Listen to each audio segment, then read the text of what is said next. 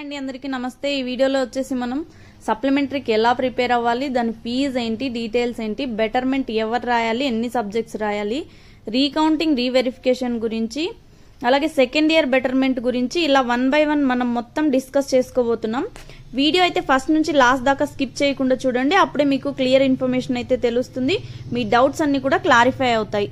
మా వీడియో నచ్చితే తప్పకుండా ఒక లైక్ చేయండి. మీ ఫ్రెండ్స్కి ఎవరికైనా యూజ్ అవుతుంది అనుకుంటే తప్పకుండా షేర్ చేయండి. ఇప్పుడు మనం సప్లిమెంటరీ డేట్స్ అలాగే ఫీజు కనుక చూసుకున్నట్టయితే సప్లిమెంటరీ ఫీజు అనేది ఏప్రిల్ 18th నుంచి 24th దాకా పే చేసుకోవాల్సి ఉంటుంది. అలాగే ఎగ్జామ్ డేట్స్ వచ్చేసి మే 24th నుంచి జూన్ 1st దాకా జరుగుతాయి. ఒకవేళ మీరు ఒక సబ్జెక్ట్లో ఫెయిల్ అయి ఉంటే కనుక సప్లిమెంటరీకి ఎలా ప్రిపేర్ అవ్వాలి అంటే మీకు దాదాపుగా 5 weeks టైం ఉంటుంది. కాబట్టి ఫస్ట్ 3 weeks అనేది ఫస్ట్ రివిజన్కి పెట్టుకోండి, 4th week సెకండ్ రివిజన్కి పెట్టుకోండి, 5th week థర్డ్ రివిజన్కి పెట్టుకోండి. మినిమం 3 times అయితే రివిజన్ చేయండి. ఎందుకంటే మీరు ఫెయిల్ అయ్యారు అంటే మీరు ఆ సబ్జెక్ట్కి మీరు టఫ్గా ఫీల్ అవుతున్నారని అర్థం, మీకు హార్డ్గా ఉందని అర్థం. ఇంకో విషయం ఏంటంటే ఆల్రెడీ మీరు చదివిందే కాబట్టి, కాకపోతే కొంచెం ఈ గ్యాప్ వచ్చింది కదా, టచ్ పాయింట్ ఉంది, ఫస్ట్ రివిజన్ కొంచెం ఎక్కువ టైం తీసుకుంటుంది. కాబట్టి మీరు గ్యాప్ ఇవ్వకోకుండా రెగ్యులర్గా డైలీ కంపల్సరీగా రివిజన్ అయితే చేస్తూ ఉండండి. అప్పుడే మీరు పాస్ అవ్వడానికి ఈజీ అవుతుంది. అలాగే ఈ సప్లిమెంటరీ ఫీజు అనేది ఒక్కో కాలేజ్లో ఒక్కోలాగా ఉంటుంది. అంటే మీ కాలేజ్ని బట్టి వాళ్ళు ఛార్జ్ చేస్తారనమాట. ఈ సప్లిమెంటరీకి ఏమేమి చదువుకోవాలంటే మన ఛానల్లో ఉన్నటువంటి ఆల్రెడీ 2024 ఇంపార్టెంట్ లిస్టులు ఏవైతే ఉన్నాయో వాటి నుంచే వస్తాయి. అలాగే మీరు మార్చిలో జరిగిన ఎగ్జామ్ క్వశ్చన్ పేపర్లు ఏవైతే ఉంటాయో అవి కూడా రివిజన్ చేయండి. ఎందుకంటే దాని నుంచి కూడా 30 to 40 మార్క్స్ వచ్చేదానికి ఛాన్సెస్ ఎక్కువగా ఉన్నాయి. అలాగే ప్రీవియస్ ఇయర్స్వి ఒక 3 years పేపర్స్ చదువుకున్నట్టయితే కూడా మీరు ఈజీగా పాస్ అవ్వగలుగుతారనమాట. మన ఇంపార్టెంట్ లిస్టుల నుంచి చదువుకున్న మీరు గెస్ట్ పేపర్స్ చదువుకున్నా కూడా ఈజీగా తప్పకుండా పాస్ అవుతారు. మనం ఆల్రెడీ ఎగ్జామ్లో ఎన్ని మార్క్స్కి వచ్చాయనే విషయాలు కూడా మనం వీడియోస్లో ఆల్రెడీ చెప్పుకున్నాం. నెక్స్ట్ బెటర్మెంట్ ఎన్ని సబ్జెక్ట్స్ రాయాలి అని అడుగుతున్నారు. బెటర్మెంట్కి అన్ని సబ్జెక్టులు తీసుకోవద్దండి. ఎందుకంటే ఇయర్ మొత్తం చదివినవి 1 month లేదా 5 weeksలో రివిజన్ చేయడము అలాగే ప్రిపేర్ అయ్యి రాయడం అనేది టైం సరిపోదు. అలాగే బెటర్మెంట్లో కూడా మార్క్స్ నిజంగా ఎక్కువ వరకు పెరగవు అనమాట. అంటే ఒక 40 marks 50 marks పెరగడాలు ఒక్కో సబ్జెక్ట్లో అలా ఉండదు. జస్ట్ మీరు ట్రై చేస్తే కొంచెం వరకు పెంచుకోవచ్చు.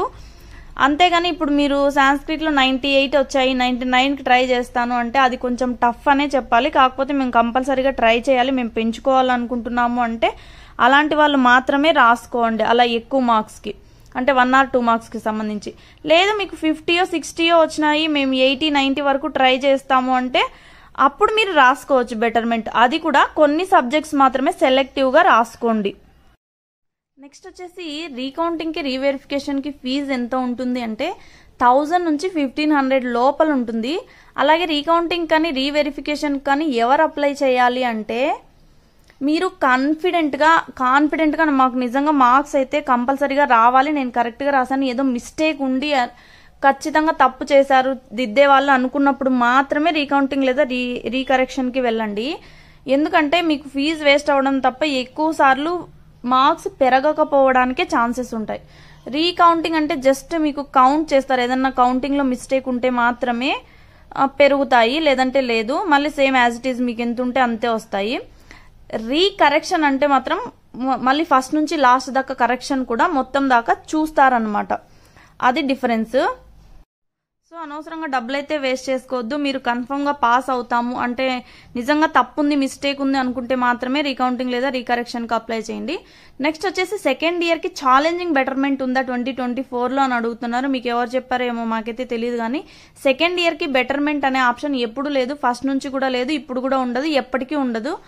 నెక్స్ట్ మేము రీకౌంటింగ్కి లేదా రీవెరిఫికేషన్కి అప్లై చేసాము, అది వచ్చిన తర్వాత రిజల్ట్స్ చూసి నెక్స్ట్ ఇంప్రూవ్మెంట్ కానీ లేదా సప్లీ కానీ రాసుకోవచ్చా, అందులో పాస్ అయ్యే ఛాన్సులు ఉంటాయా అంటే లేదు, అట్లా టైం ఉండదు మీకు, ఏదో ఒకటే సాధ్యమవుతుంది. కాబట్టి రీకౌంటింగ్లో రీవెరిఫికేషన్లో పాస్ అవుతాంలే తర్వాత చూసుకుందామంటే కుదరదు.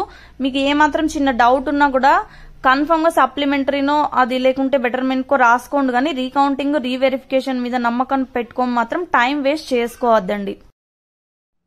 మేము జస్ట్ 1 or 2 మార్క్స్లో ఫెయిల్ అయ్యాము, రీవెరిఫికేషన్ పెడితే పాస్ అవుతామా అని కొంతమంది కామెంట్ చేశారండి. అంటే మీరు నిజంగా ఫెయిల్ అయి ఉంటేనే, అంటే ఆ మార్క్స్ కూడా రాకపోవడం వల్లనే ఆ బార్డర్ మార్క్స్ తో ఫెయిల్ చేసి ఉంటారు, కానీ కావాల్సిగానే ఉద్దేశపూర్వకంగా అయితే ఫెయిల్ చేసి ఉండరు. మీరు రీవెరిఫికేషన్ కో రీకౌంటింగ్ కో పెట్టుకుని పాస్ అవుతాంలే అని నెగ్లెక్ట్ గా ఉండొద్దండి. నాకు తెలిసినంత వరకు కూడా అలా టైం వేస్ట్ చేసుకునే దానికంటే కూడా సప్లిమెంటరీ రాసుకోవడమే బెటర్ ఒపీనియన్ నాకు తెలిసినంత వరకు కూడా. ఇది మేమిచ్చే మీకు సలహాలు సూచనలు. తప్పకుండా ఒక లైక్ అయితే చేయండి. Thanks for watching 3loki6600.